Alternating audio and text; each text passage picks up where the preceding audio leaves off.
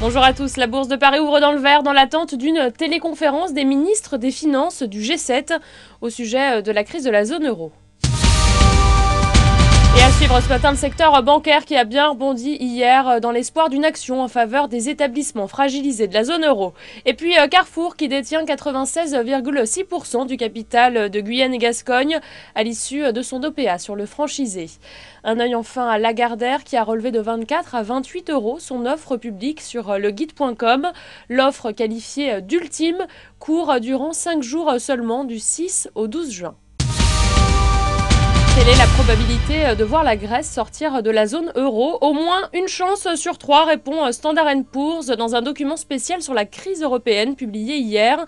Et l'incertitude qui règne autour des élections du 17 juin est suffisante pour créer un risque conséquent.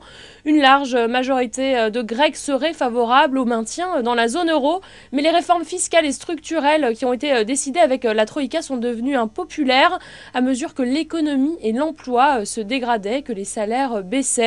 Plus d'un quart de la population est employée par le secteur public.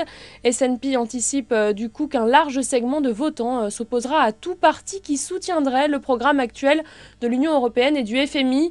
Il prévoit ce programme l'élimination de 150 000 emplois publics, soit 15% du total, ainsi que la réduction des dépenses publiques.